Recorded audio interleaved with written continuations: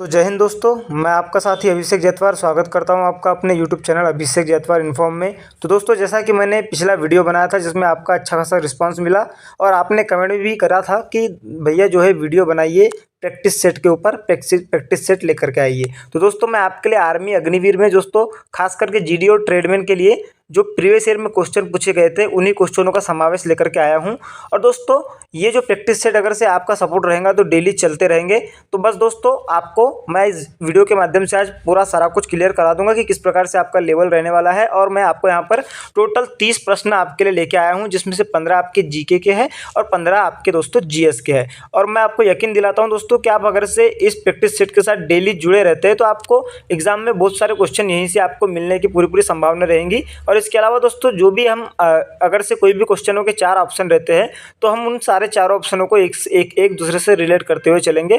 और दोस्तों, कोशिश करेंगे कि जो प्रीवियस ईयर में जिस प्रकार के क्वेश्चन आए थे उसी प्रकार के क्वेश्चनों को हम इनमें ज़्यादा से ज़्यादा लेने की कोशिश करेंगे, क्योंकि दोस्तों अग्निवीर का जो लेवल रहता है उसमें ज़्यादातर क्वेश्चन रिपीटेड ही रहते हैं। और ज़्यादातर डिफेंस रिलेटेड कोई भी एग्जाम हो, जैसे एसएससी जीडी हो या जो भी हो दोस्तों, इनमें रिपीटेड क्वेश्चन नहीं रहते, प्रीवियस ईयर के आधार पर ही क्वेश्चन बनते हैं। तो दोस्तों, आज हम जीके जीएस के दोस्तों तो टोटल 30 क्वेश्चन करेंगे। तो आप इसमें अपना सपोर्ट बनाए रखिएगा और आप कमेंट में ये भी बताना कि आपने कितने क्वेश्चन सही किए थे, है ना। तो दोस्तों, स्टार्ट करते हैं आज के इस वीडियो को। तो दोस्तों, पहला यहाँ पर क्वेश्चन है कि विश्व स्वास्थ्य दिवस कब मनाया जाता है। विश्व स्वास्थ्य दिवस कब मनाया जाता है। पहला ऑप्शन है दोस्तों 7 अप्रैल, दूसरा ऑप्शन है दोस्तों 7 मई, तीसरा ऑप्शन है 1 अप्रैल और दोस्तों चौथा ऑप्शन है 1 मई। दोस्तों, 1 मई को तो नहीं मनाया जाता। इस दिन तो सभी लोग जानते हैं कि मजदूर दिवस मनाया जाता है, तो लेबर डे मनाया जाता है एक प्रकार से। तो ये तो आपका ऑप्शन गलत है यहाँ पर, और ना ही 1 अप्रैल होगा यहाँ पर, और ना ही आपका दोस्तों 7 मई होगा। आपका दोस्तों यहाँ पर 7 अप्रैल करेक्ट आंसर होगा। विश्व स्वास्थ्य दिवस जो है आपका 7 अप्रैल को मनाया जाता है। ये दोस्तों देश विदेश पूरे विश्व भर में जो है जितने भी लोग स्वास्थ्य से जुड़े हैं उनके जो भी, तो दोस्तों ये विश्व स्वास्थ्य दिवस मनाने का मुख्य उद्देश्य देश में दोस्तों स्वास्थ्य पर जोर देना और दोस्तों लोगों को स्वास्थ्य संबंधी जानकारियों से अवगत कराना और उसके ऊपर विशेष बल देना है दोस्तों। उसके बाद दोस्तों बात करेंगे, आपका दूसरे नंबर का क्वेश्चन है कि असहयोग आंदोलन किस वर्ष में गांधी जी के द्वारा शुरू किया गया था, है ना। दोस्तों वेरी इंपॉर्टेंट है, गांधी जी द्वारा चलाए गए दोस्तों आंदोलन आपको खासकर एग्जाम में देखने को मिलते हैं दोस्तों। पहला क्वेश्चन है 1919 में या 1920 में या 1922 में या 1940 में। तो दोस्तों यहाँ पर आपको दोस्तों ये ज़्यादातर स्टूडेंट क्या करते हैं 1919 यहाँ पर टिक कर देते हैं, क्योंकि गांधी जी के द्वारा 1919 में भी एक आंदोलन चलाया गया था। लेकिन दोस्तों ये यहाँ पर बात की गई है असहयोग आंदोलन की, तो मैं बता दूँ आपको ये 1920 में गांधी जी के द्वारा शुरू किया गया था। और कब किया गया था, तो 1 अगस्त 1920 को शुरू किया गया था। तो आपको कभी गलत नहीं करना है, याद रखना है कि हम अगर से कभी भी ये क्वेश्चन को रिपीटेड रखते हैं टेस्ट में, अगर से मैं मान के चलो और प्रैक्टिस सेट में कभी ये क्वेश्चन लाता हूँ तो आपको इसको गलत नहीं करना है। आपको इसको दोस्तों 1920 ही करना है। 1 अगस्त 1920 से दोस्तों असहयोग आंदोलन का दोस्तों एक प्रकार से अध्याय शुरू हुआ था, जिसे महात्मा गांधी जी के नेतृत्व में कराया गया था। और दोस्तों ऐसा भी ऑप्शन आ सकता है, आंसर यानी क्वेश्चन पूछा जा सकता है कि असहयोग आंदोलन निम्नलिखित में से असहयोग आंदोलन से कौन संबंधित है। तो उसमें दे सकता है आपको भगत सिंह, सुखदेव या फिर आपका सुभाष चंद्र बोस और महात्मा गांधी। तो आपको महात्मा गांधी याद रखना है। अब इसके बाद आ जाते हैं दोस्तों कि ये कयक इनमें से किससे संबंधित है। तो कई तो छात्र इसको सोचेंगे कवक किससे संबंधित है, तो ये कवक नहीं है दोस्तों। ये एक प्रकार से देखा जाए तो दोस्तों आपका सामान्य ज्ञान का जो है कयक शब्द है, और इसका संबंध किससे है यहाँ पर पूछा है। तो दोस्तों आदिवासी उपकरण से है या नाव से है या समुद्री जहाज से है या हथियार से है। तो मैं बता दूं दोस्तों जो कयक है या आप इसको रिलेट करेंगे नाव से, मतलब दोस्तों ये कयक का संबंध नाव से है। आपका जो भी भाई नाव सोच रहे थे उनका करेक्ट आंसर है यहाँ पर। आपको मैं पहले भी बोला था वीडियो के और अभी भी बोल रहा हूँ कि आप जितने भी सही करेंगे दोस्तों उसका दोस्तों कमेंट में अपना स्कोर जरूर बताना कि 30 में से आपने कितना सही किया, आप कितने पानी में है ना। उसके बाद नेक्स्ट क्वेश्चन है चौथा कि नासिक किस नदी के किनारे स्थित है। तो दोस्तों मैं बता दूं कि जो नासिक है आपका, नासिक कृष्णा नदी के किनारे स्थित है या नर्मदा या गोदावरी या इनमें से कोई नहीं। तो मैं बता दूं दोस्तों आपका इसमें जो है ना नर्मदा के किनारे स्थित है और ना ही कृष्णा के। ये नासिक शहर आपका दोस्तों गोदावरी नदी के किनारे स्थित है।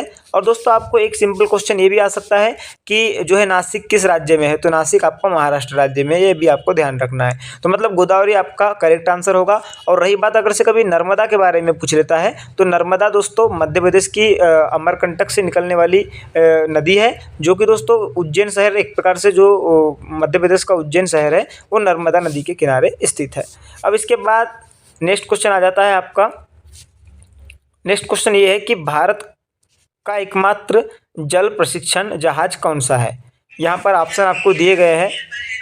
तो दोस्तों बात करें इस क्वेश्चन के आंसर की, तो जो भारत का एकमात्र जल प्रशिक्षण जहाज है वो इनमें से दोस्तों ना INS विराट है और ना ही INS गरुड़ है। यहाँ पर दोस्तों आपका INS तरंगिनी जो है आपका करेक्ट आंसर होगा। मतलब दोस्तों जो भी भाई सोच रहे थे कि INS तरंगिनी, तो यही दोस्तों आपका जो एकमात्र जो जल प्रशिक्षण जहाज है जो कि भारत का है ना, INS तरंगिनी, ये आपको आगे से ध्यान रखना है। इसके बाद दोस्तों आपका नेक्स्ट क्वेश्चन इस प्रकार से है कि दुनिया की सबसे लंबी नदी अमेजन कहाँ से बहती है। तो यहाँ पर आपको याद रखना है, कभी अगर से प्रश्न में आ गया कि दुनिया की सबसे लंबी नदी क्या है और ऑप्शन में अगर से अमेजन दिखता है तो आपको अमेजन को टिक करना है ना। तो लेकिन यहाँ पर पूछा है कि ये किस जगह पर है ना, यानी दुनिया की सबसे लंबी नदी अमेजन कहाँ से बहती है, ये हमको बताना है। तो दोस्तों इसके ऑप्शन इस प्रकार से है, दक्षिणी अमेरिका, उत्तरी अमेरिका, अफ्रीका या यूरोप। तो दोस्तों मैं आपको बता दूं, इसमें आपका करेक्ट आंसर ये होगा कि जो आपकी दुनिया की सबसे लंबी नदी अमेजन नामक नदी है जो कि दक्षिण अफ्रीका से बहती है ना, ये आपको ध्यान रखना है। इसके बाद दोस्तों आपका नेक्स्ट क्वेश्चन है कि भारतीय सेना में कमानों की संख्या कितनी है। तो दोस्तों जो आपकी इंडियन आर्मी होती है, इंडियन आर्मी में टोटल कितनी कमांड होती है इसके बारे में आपको यहाँ पर बताया गया है। तो दोस्तों मैं बता दूं कि इसका आपका करेंट आंसर होगा कि जो इंडियन आर्मी में जो कमानों की संख्या होती है वो टोटल 7 होती है।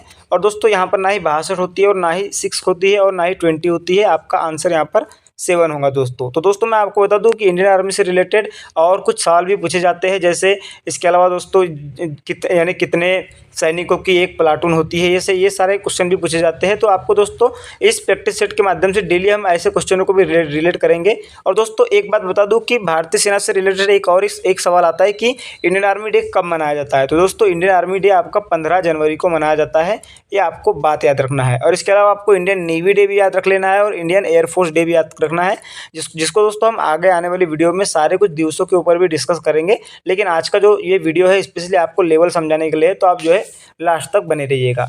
इसके बाद आपका दोस्तों नेक्स्ट क्वेश्चन इस प्रकार से है कि जिम कॉर्बेट राष्ट्रीय उद्यान कहाँ से है। तो देख लीजिएगा, आपको दोस्तों आपके जो जीएस का पोर्शन है, जीके जीएस का, यहाँ पर दोस्तों आपको राष्ट्रीय उद्यान से सवाल जरूर मिलेंगे। प्रीवियस ईयर में भी मांगे गए मिले थे, इस बार भी आपके पूरे 110% चांसेस है।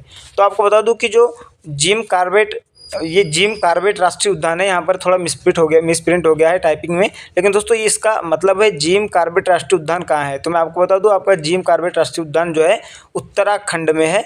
और इसके अलावा दोस्तों आपको मैं बता दूं कि यूपी में भी नहीं है और आपका ना ही झारखंड में है और ना ही छत्तीसगढ़ में है, ये आपका सीधे बता दे आपको, तो ये आपका उत्तराखंड में है। तो आगे से आपको याद रखना है कि जिम कॉर्बेट राष्ट्रीय उद्यान कभी आ जाता है तो दोस्तों आपका ये क्या होगा, ये आपका उत्तराखंड में होगा। इसके बाद नेक्स्ट क्वेश्चन है कि दोस्तों सऊदी अरब की मुद्रा क्या है। तो देख लीजिएगा, यहाँ पर मुद्रा से क्वेश्चन आया है। आपके एग्जाम में हो सकता है कि सऊदी अरब से संबंधित और क्वेश्चन आ जाए, मतलब कि देश का नाम दे दे और उसकी राजधानी पूछ ले। इसके अलावा दोस्तों अन्य देश का नाम दे दे, उसकी राजधानी पूछ ले, या अन्य देश का नाम दे दे, उसकी मुद्रा पूछ ले, है ना। तो हमको यहाँ बताना है कि सऊदी अरब की मुद्रा क्या है। तो दोस्तों आपको बता दूं सऊदी अरब की जो मुद्रा है वो रियाल है दोस्तों। रियाल आपकी यहाँ पर थोड़ी मिसप्रिंट हो गया है, लेकिन दोस्तों यहाँ पर रियाल जो है आपका करेक्ट आंसर है।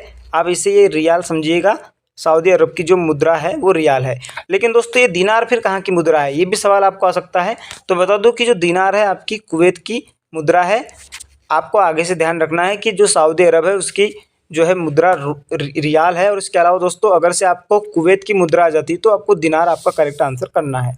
इसके बाद अगला क्वेश्चन आ जाता है कि सशस्त्र बलों का सर्वोच्च कमांडर कौन होता है।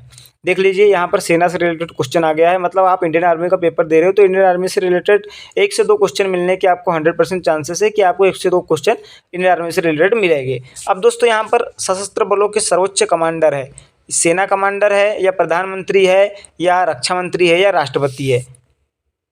तो दोस्तों मैं आपको बता दूं कि आपको जो सशस्त्र बलों का सर्वोच्च कमांडर होता है वो दोस्तों आपका सेना कमांडर ना ही सेना कमांडर होता है और ना ही दोस्तों आपका प्रधानमंत्री होता है और ना ही रक्षा मंत्री होता है। आपका दोस्तों जो भारत का राष्ट्रपति होता है उसी को दोस्तों सशस्त्र बलों के सर्वोच्च कमांडेंट का पूरा जिम्मेदारी होती है और भारत का राष्ट्रपति जो होता है वही आपको आंसर लगाना है। मतलब सशस्त्र बलों के सर्वोच्च कमांडर कौन है? तो भारत के राष्ट्रपति है। ये आपको हमेशा याद रखना है दोस्तों। इसके बाद बात करेंगे दोस्तों नेक्स्ट क्वेश्चन की कि गाइड नामक पुस्तक के लेखक कौन है? गाइड, ये आप इसे एक डब्बे में बंद कर लीजिएगा कि ये जो गाइड है, गाइड नामक पुस्तक के लेखक कौन है। इसका मतलब दोस्तों आपके एग्ज़ाम में आपको जो है किसी भी मेन व्यक्ति की दोस्तों बायोग्राफी से रिलेटेड भी क्वेश्चन आ सकते हैं कि किसकी बायोग्राफी क्या है, मतलब आत्मकथा का नाम क्या है, जीवनी का नाम क्या है। दोस्तों गाइड बुक के जो है लेखक कौन है? वी.एस. नायपॉल है या आर.के. नारायण है या रविंद्रनाथ टैगोर है या चार्ल्स डिकेंस है? तो दोस्तों जो आपका गाइड बुक है, गाइड बुक के आर्टिस्ट का नाम क्या है? गाइड बुक के आर्टिस्ट का नाम क्या है दोस्तों? आपका आर.के. नारायण है। आपको आर.के. नारायण इम्पोर्टेंट है, आपको इसे याद रखना है और आपको हो सके तो आर.के. नारायण के और 2-3 दोस्तों पुस्तकों के नाम याद रखना है। आपको बता दूं कि ज़्यादातर आर.के. नारायण हो गया, शशि थरूर हो गया, विक्रम सेठ हो गया, इन सब की दोस्तों पुस्तकें जो है ज़्यादा से ज़्यादा पूछी जाती है। तो आपको इन जो है छोटी छोटी चीज़ों पर ध्यान देना है। आपको आप अगर से पेन कापी लेकर बैठे हैं तो आपको इन चीज़ों से पर ध्यान विशेष रूप से देना है कि ये आप जैसे चलिए मान के सोच के चलिए कि अभी आपका मैंने यहाँ पर आपको पुस्तक के नाम बता दिया, तो दोस्तों आपको इस पॉइंट को याद रख लेना है और आपको इस पे ज़्यादा से ज़्यादा क्वेश्चन इसके देखना है कि ज़्यादा से ज़्यादा जो है लेखक और उनके नाम और उनके नाम से जितनी भी पुस्तकें हैं उन्होंने लिखी है उनको दोस्तों तैयार करना है। तब भी दोस्तों आपका स्कोर 100% बनने के चांसेस है। मतलब ये प्रैक्टिस सेट कराने का मतलब है कि आपको लेवल क्या होता है इसका 100% नॉलेज हो, ये मेन उद्देश्य है दोस्तों। और हम ज़्यादा से ज़्यादा डेली जो है नई नई प्रकार की पुस्तकें भी रखेंगे, लेकिन दोस्तों आपको भी अपनी तरफ से एफर्ट लगाना पड़ेगा, तभी दोस्तों आप जो है अच्छे से अच्छा स्कोर कर पाएंगे। लेकिन हालांकि आपका इंडियन आर्मी में उतना हार्ड एग्जाम नहीं आता है, लेकिन फिर भी दोस्तों अगर से आप अच्छे से अच्छा स्कोर करते हैं तो फिजिकल में आपको थोड़ी कम मेहनत करनी पड़ेगी। अगर से मान के चलिए आपने फिजिकल 100 नंबर का नहीं भी मारा, 88 का भी मार लिया, तो दोस्तों आपका मेकअप इधर हो जाएगा रिटन एग्जाम में। अब बात करते हैं कि स्वतंत्र भारत की पहली महिला राज्यपाल कौन थी। तो दोस्तों यहाँ पर आपका आंसर क्या होगा कि जो स्वतंत्र भारत था उसकी दोस्तों पहली महिला राज्यपाल कौन थी? तो मैं आपको बता दूं, आपके स्वतंत्र भारत की पहली महिला राज्यपाल सरोजिनी नायडू जी थी। और दोस्तों सरोजिनी नायडू जी के अगर से पति का नाम कभी आ जाता है तो गोविंद राजुलू नायडू, ये भी आपको याद रखना है, क्योंकि कभी भी आपको देखने को मिल सकता है कि सरोजिनी नायडू के पति का नाम क्या था, तो वो गोविंद राजुलू नायडू था। ये आपको हमेशा ध्यान रखना है। मतलब स्वतंत्र भारत की पहली महिला राज्यपाल कौन थी अगर से आ गया तो आपको हमेशा याद रखना है सरोजिनी नायडू था और नायडू थी। और दोस्तों ये सरोजिनी नायडू जी जो है एक प्रकार से एक प्रसिद्ध कवित्री भी थी दोस्तों, तो ये भी आपको बात याद रखना है। इसके बाद आ जाता है दोस्तों कि पानीपत की लड़ाई जो है, नेक्स्ट क्वेश्चन है आपके सामने कि पानीपत की लड़ाई किनके बीच हुई थी, है ना दोस्तों, वो भी पहली लड़ाई पूछा है दोस्तों। तो यहाँ पर आपको पानीपत की लड़ाई पहली लड़ाई किनके बीच हुई थी इस पर फोकस डालना है दोस्तों। पहली लड़ाई सभी लोग जानते हैं, पहले ऑप्शन में जैसे दिया है पृथ्वीराज चौहान और मोहम्मद गौरी, तो ये तो नहीं है दोस्तों। और बाबर और इब्राहिम लोदी, तो इस पर हम सोचेंगे। लेकिन इसके बाद वाला जो नेक्स्ट ऑप्शन है कि नादिर शाह और मोहम्मद गौरी, तो ये भी आपका आंसर गलत है। और दोस्तों इनमें से कोई नहीं, ये भी आपका आंसर गलत है। तो मतलब आपका जो है बाबर और इब्राहिम लोदी के बीच दोस्तों ये हुई थी आपकी लड़ाई, पानीपत की पहली लड़ाई। और दोस्तों आपको मैं एक बात बता दूं कि जो पानीपत की लड़ाई, पहली लड़ाई कौन से सन में हुई और किसने किसको हराया, दूसरी लड़ाई कौन से सन में हुई और किसने किसको हराया, ये आपको दोस्तों हमेशा याद रखना है। इसके लिए दोस्तों आपको आज लेवल समझ में आ गया। और इसके अलावा दोस्तों अगर से आप डेली प्रैक्टिस करेंगे तो आपको ऑलरेडी लेवल समझ में आ जाएगा। और मैंने आपको बुक का भी नाम बता दिया है, राम सिंह यादव की बुक। दोस्तों आप वहां से इन चीज़ों को डिटेल से पढ़ लेना और इस प्रैक्टिस सेट के माध्यम से आपका रिवीजन हो जाएगा।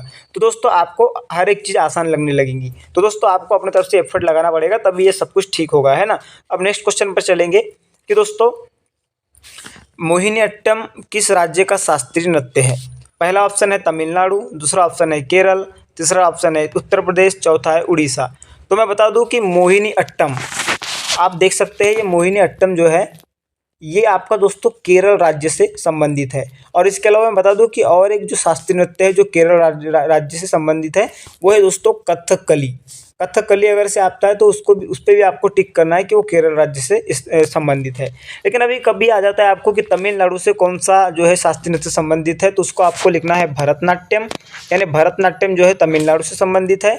और कभी उत्तर प्रदेश से आ जाता है तो उत्तर प्रदेश से आपका कथक संबंधित है दोस्तों, यानी एक शास्त्रीय नृत्य है जिसका नाम है कथक, जो कि उत्तर प्रदेश से संबंधित है। और ओडिसी से बात करें, उड़ीसा का बात करें तो दोस्तों उड़ीसा का शास्त्रीय नृत्य का नाम उड़ीसा राज्य के नाम पर ही है, मतलब दोस्तों ओडिसी है। ये आपको मुझे समझ में आ गई बात कि आपको ये इतना तो क्लियर हुआ होगा। तो अपना आंसर है दोस्तों मोहिनीअट्टम किस राज्य से संबंधित हो, तो केरल आपका option number B correct answer होगा। इसके बाद नेक्स्ट क्वेश्चन है कि सुआ कहाँ का लोक नृत्य है। तो दोस्तों आपको याद रखना है कि जो सुआ है, ये सुआ नृत्य आपका दोस्तों छत्तीसगढ़ का है। और एक बात ये भी याद रखना है कि सुआ नृत्य वह नृत्य है जो महिलाओं के द्वारा किया जाता है, जो कि छत्तीसगढ़ की महिलाओं के द्वारा किया जाता है। और दोस्तों ये इसमें दोस्तों महिलाएं किसके तरह नाचती है, तो तोते की तरह नाचती है। आपको ये भी याद रखना है, मतलब इतना अगर से एग्जाम में आ जाता है कि ऐसा कौन सा लोक नृत्य है जिसमें महिलाएं तोते की तरह नाचती है, तो आपको दोस्तों याद रखना है वो है सुआ, और जो कि छत्तीसगढ़ का लोक नृत्य है। इसके अलावा और कोई क्वेश्चन आ जाए छत्तीसगढ़ से, दोस्तों मैं बता दूं कि लोक नृत्य तो जैसे कि पंडवानी जो है छत्तीसगढ़ का है दोस्तों, ये सब। और इसके अलावा एक प्रकार से दोस्तों आपका आ जाता है, अगर से उत्सव की पूछ लेता है तो छत्तीसगढ़ का एक बहुत पॉपुलर उत्सव है दोस्तों, जो है आपका पोला भी जो है उत्सव है छत्तीसगढ़ का। तो ये भी आपको अगर से कहीं क्वेश्चन में देखने को मिलता है तो आपको उसी पर टिक लगाना है। तो यहाँ पर एक तो है कि सुआ कहाँ का लोक नृत्य है, तो छत्तीसगढ़ आपका करेक्ट आंसर होगा। इसके बाद बात आ जाती है दोस्तों कि मलेरिया किसके कारण होता है। तो दोस्तों मैं आपको बता दूं कि जो मलेरिया होता है ये मच्छर के काटने से होता है, और ये दोस्तों प्रोटोजोआ के कारण होता है, मतलब आपका प्रोटोजोआ यहाँ पर करेक्ट आंसर होगा।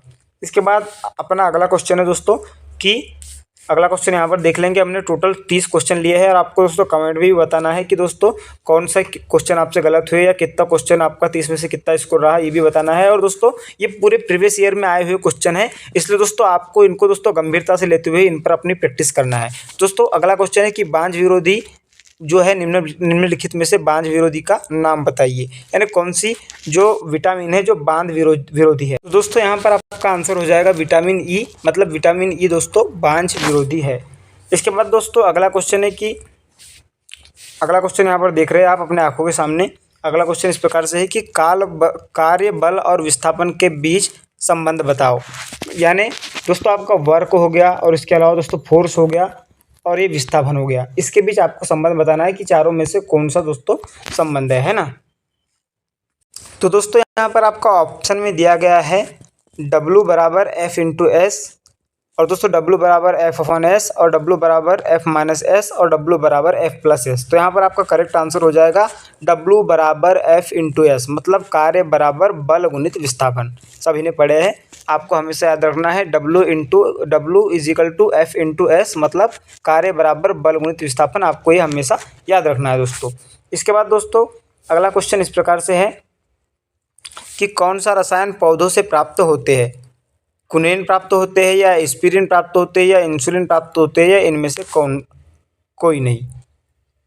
तो दोस्तों इसका यहाँ पर आपका करेक्ट आंसर होगा कि जो कौन सा रसायन पौधों से प्राप्त होता है। तो मैं आपको बता दूं जो कुनेन है, कुनेन ये एक ऐसा रसायन है जो पौधों से आपका प्राप्त होता है। आपको हमेशा याद रखना है कि रसायन मतलब कुनेन, पौधों से प्राप्त होने वाला रसायन कौन सा है, कुनेन है।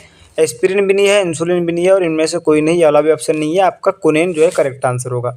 इसके बाद आ जाते हैं दोस्तों नेक्स्ट क्वेश्चन पर, जो कि बहुत इंपॉर्टेंट क्वेश्चन है, और आपका दोस्तों कहीं ना कहीं ये इस बार की कहीं ना कहीं शिफ्ट में देखने को जरूर मिलेगा कि आयोडीन की कमी से कौन सा रोग होता है, घेंगा रोग, मलेरिया रोग, या कुष्ठ रोग, या इनमें से कोई नहीं। तो मैं आपको बता दूं कि आयोडीन की कमी से दोस्तों आपका जो रोग होता है, जिसमें दोस्तों अधिकतर लोगों का जो है गला सूज जाता है। आपने कई बार अपने गाँव में भी देखा होगा कि जो है आयोडीन की कमी से जिनको भी जो रोग होता है उनका गला एक प्रकार से सूख जाता है। तो वो दोस्तों उस रोग को घेंगा रोग कहते हैं। आपके गांव में कई लोगों को होता भी होगा, आप देख भी लेना। और दोस्तों ऑप्शन अगर से आपको एग्जाम में क्वेश्चन देखने को मिलता है तो घेंगा रोग पर आपको टिक करना है। इसके बाद नेक्स्ट क्वेश्चन आ जाता है दोस्तों कि सूर्य के प्रकाश में कौन सी विटामिन होती है। तो मैं आपको बता दूं दोस्तों कि जो सूर्य का प्रकाश होता है उसमें आपका विटामिन डी होती है, जो कि आपके सेहत के लिए बहुत ही फ़ायदेमंद होती है। और मैं आपको बता दूं कि आप अगर से डिफेंस रिलेटेड तैयारी करते हैं तो आपको जो है विटामिन डी का भरपूर प्रयोग करना चाहिए। इसके बाद अगला क्वेश्चन आ जाता है कि हमारा नेक्स्ट क्वेश्चन है कि विद्युत प्रवाह किससे मापा जाता है, वोल्टमीटर से, अमीटर से, एनीमोमीटर से या इनमें से कोई नहीं। तो दोस्तों मैं आपको बता दूं कि जो आपका जो विद्युत का प्रवाह होता है वो अमीटर से मापा जाता है। यहाँ पर आपका ammeter option number B correct answer होगा। इसके बाद दोस्तों अपना नेक्स्ट क्वेश्चन है कि दोस्तों मनुष्य में जो है मनुष्यों में गुणसूत्रों की संख्या कितनी होती है। तो दोस्तों इस क्वेश्चन का आपको करेक्ट आंसर देना है अपने मन में सबसे पहले तो कि मनुष्य में गुणसूत्रों की संख्या कितनी होती है। तो दोस्तों यहाँ बात की जाए कि मनुष्य में गुणसूत्रों की संख्या कितनी होती है, तो दोस्तों एक सामान्य मनुष्य में टोटल 46 जोड़ी गुणसूत्र होते हैं। यहाँ पर आपका 47 भी गलत होगा, 36 भी गलत होगा और 48 भी गलत होगा। ऑप्शन नंबर सी जिन भाइयों ने अपने मन में सोचा है उनका आंसर यहाँ पर करेक्ट होगा। उसके बाद दोस्तों नेक्स्ट क्वेश्चन इस प्रकार से है कि आपका बहुत वेरी इंपॉर्टेंट क्वेश्चन है, कहीं ना कहीं आपको शिफ्ट में देखने को मिलेगा ही मिलेगा कि निम्न में से कोशिका का ऊर्जा ग्रह या फिर पावर हाउस किसे कहा जाता है। तो ऑप्शन है कि राइबोसोम को या लाइसोसोम को या माइटोकॉन्ड्रिया को या इनमें से कोई नहीं। तो आपको फटाक से मन में सोचना है। अगर से दोस्तों आपने माइटोकॉन्ड्रिया दिया है अब तो आपका आंसर करेक्ट है। मतलब कि दोस्तों कोशिका का ऊर्जा ग्रह माइटोकॉन्ड्रिया को कहा जाता है। आपको कोशिका के ऊर्जा ग्रह की जगह जो है आपको इसका पावर हाउस भी दे दिया जा सकता है। तो आपको क्या करना है, माइटोकॉन्ड्रिया यहाँ पर आपको दोस्तों क्या करना है, क्लिक करना है। इसके बाद नेक्स्ट क्वेश्चन इस प्रकार से है कि मनुष्य में जो है मांसपेशियों की संख्या कितनी होती है, क्योंकि यानी मतलब एक मनुष्य में जो मांसपेशियों की संख्या होती है कितनी होती है, 639 होती है या 693 या 300 या 369। तो दोस्तों यहाँ पर आपका करेक्ट आंसर होगा 639। मतलब दोस्तों मनुष्य के में मांसपेशियों की टोटल संख्या 639 होती है। और बात की जाए दोस्तों पेशियों की, तो पेशियाँ कितनी होती है, पेशियाँ आपकी 400 होती है और ज़्यादातर दोस्तों आपकी पेशियाँ पीठ में पाई जाती है। मतलब आपका यहाँ पर आंसर होगा कि मनुष्य की मांसपेशियों की संख्या 639 होती है। ये करेक्ट आपका आंसर होने वाला है। इसके बाद नेक्स्ट क्वेश्चन है दोस्तों कि किडनी के मौलिक इकाई क्या है, यानी किडनी की जो मौलिक इकाई है वो क्या है, नेफ्रॉन है या न्यूरॉन है या नेफ्रेटिस है या लसिका है। तो दोस्तों आपको फट से अपने मन में करेक्ट आंसर सोचना है और आपको देखना है कि आपका सही होता है या नहीं है। क्या किडनी की मौलिक इकाई नेफ्रॉन है या न्यूरॉन है या नेफ्रेटिस है या लसिका है ना। तो दोस्तों मैं आपको यहाँ पर बता दूँ कि जो आपकी किडनी की जो मौलिक इकाई होती है वो नेफ्रॉन होती है, नेफ्रॉन, ना ही न्यूरॉन होती है, ना नेफ्रेटिस होती है और ना ही लसिका होती है, ये नेफ्रॉन होती है। और किडनी को दोस्तों गुर्दा भी कहा जाता है, आपको ये भी बात याद रखना है। मतलब आपका नेफ्रॉन यहाँ पर करेक्ट आंसर होगा। इसके बाद दोस्तों नेक्स्ट क्वेश्चन इस प्रकार से है कि कौन सी गैस सोडा वाटर को तैयार करने में इस्तेमाल की जाती है। तो दोस्तों यहाँ पर आपका करेक्ट आंसर इस प्रकार से होगा कि जो सोडा वाटर में सोडा वाटर को तैयार करने के लिए जिस गैस का उपयोग किया जाता है वो आपकी CO2 होती है। CO2 मतलब कार्बन डाइऑक्साइड होती है। तो आपको एक बात याद रखना है कि अगर से आप सोडा वाटर को बनाते हैं तो उसमें इस्तेमाल की जाने वाली गैस कौन सी होती है, कार्बन डाइऑक्साइड मतलब CO2 होती है। इसके अलावा दोस्तों आपका अगला क्वेश्चन है 29 नंबर का कि बेरी रोग किस विटामिन की कमी से होता है, विटामिन ए से होता है या विटामिन बी या विटामिन सी या विटामिन डी। तो आपको मैं बता दूं कि जो आपका बेरी रोग होता है वो विटामिन बी की कमी से होता है और ए की कमी से तो आपका कौन सा रोग होता है, रतौंधी रोग होता है। ये आपको बात याद रखना है ना, रतौंधी रोग ए की कमी से होता है। अब इसके बाद नेक्स्ट क्वेश्चन आ जाता है, जैसा कि देख लीजिए यहाँ पर आ ही गया है कि विटामिन ए रतौंधी रोग जो है किस कमी से यानी किस विटामिन की कमी से होता है। तो मैंने डिस्कस किया कि जो है विटामिन ए की कमी से आपका रतौंधी रोग होता है ना। और विटामिन सी की कमी से आपका स्कर्वी होता है और विटामिन डी की कमी से आपका रिकेट्स होता है। ये भी आपको याद रखना है ना। और कौन सी विटामिन जो है जल में घुलनशील होती है और वसा में भी घुलनशील होती है, ये भी आपको बात याद रखना है। तो दोस्तों टोटल हमने आज कितने क्वेश्चन किए हैं, टोटल हमने दोस्तों आज आपको एक प्रकार से मैंने लेवल क्या होता है ये बताने की कोशिश की है। आज के दोस्तों वीडियो में अगर से कोई भी भूल चूक अगर से किस क्वेश्चन में हुई होंगी तो आप कमेंट करके ज़रूर बताना। और इसके अलावा दोस्तों आज का जो आपका एक प्रकार से डेमो के हिसाब से था, आज हमने यही प्रीवियस ईयर का जो क्वेश्चन पेपर आया था वही क्वेश्चनों को यहाँ पर लिए है। लेकिन दोस्तों अब जो भी क्वेश्चन प्रीवियस ईयर में पूछे गए थे उन्हीं के आधार पर दोस्तों नए नए अपडेटेड क्वेश्चन को लेंगे। मान के चलिए कि हमने आज विश्व स्वास्थ्य दिवस कब मनाया जाता है, 7 अप्रैल पढ़ा। दोस्तों अब हम जो है कि शहीद दिवस कब मनाया जाता है ये पढ़ लेंगे। तो इंडियन आर्मी डे कब मनाया जाता है ये पढ़ लेंगे। ऐसा दोस्तों हम ज़्यादा से ज़्यादा दिवसों को दोस्तों अपने प्रैक्टिस सेट की क्लास के माध्यम से कवर कर लेंगे। और दोस्तों एक दिन ऐसा आएगा कि आपसे जो भी इंपॉर्टेंट दिवस है इंडियन आर्मी के एग्जाम में, वो आपसे 100% बनेंगे। और दोस्तों ये आपका इंडियन आर्मी का एग्जाम है, ऐसा ही इतना बड़ा एग्जाम नहीं है यूपीएससी के जैसे कि आप दोस्तों इसमें आपको बहुत ही हार्ड से हार्ड क्वेश्चन मिले। इसमें आपको बिल्कुल बेसिक से क्वेश्चन रहेंगे, जीके जीएस में ज़्यादा अपर लेवल के नहीं रहेंगे। और दोस्तों मैं आशा करता हूँ कि आप अगर से थोड़ा सा भी अपने तरफ से एफर्ट लगा के करते हैं तो आप अच्छे से अच्छा स्कोर कर सकते हैं। और अगर से आप अच्छे से अच्छा स्कोर रिटर्न एग्जाम में करते हैं और कल को आप चल के आप फिजिकल में थोड़े कम भी नंबर लाते हैं तो दोस्तों आपका फ़ायदा मिलेगा और आपका दोस्तों फाइनल मेरिट में नाम आने से नहीं रुक सकता। तो दोस्तों आज का वीडियो यही था। फिर भी दोस्तों अगर से कोई भूल चूक हुई होंगी किसी क्वेश्चन में, अगर से थोड़ी मिस प्रिंट हो गई होंगी तो दोस्तों कमेंट में बता देना, उसको दोस्तों हम ठीक कर लेंगे। कमेंट में पिन कर देंगे उस क्वेश्चन का आंसर को। दोस्तों आपके लिए इतनी मेहनत कर रहे हैं, इतना सारा पीडीएफ बनाने में बहुत समय लग रहा है। दोस्तों आपका भी एक प्रकार से एक ठन सब्सक्राइब करने में कुछ नहीं जाता और अपने दोस्तों के साथ भी शेयर करने में कुछ नहीं जाता, क्योंकि दोस्तों ये चीज़ जो है उनके भी काम की है और हमारे भी काम की है। तो दोस्तों मिलेंगे जल्दी नेक्स्ट वीडियो में, तब तक के लिए जय हिंद, जय भारत, टेक केयर।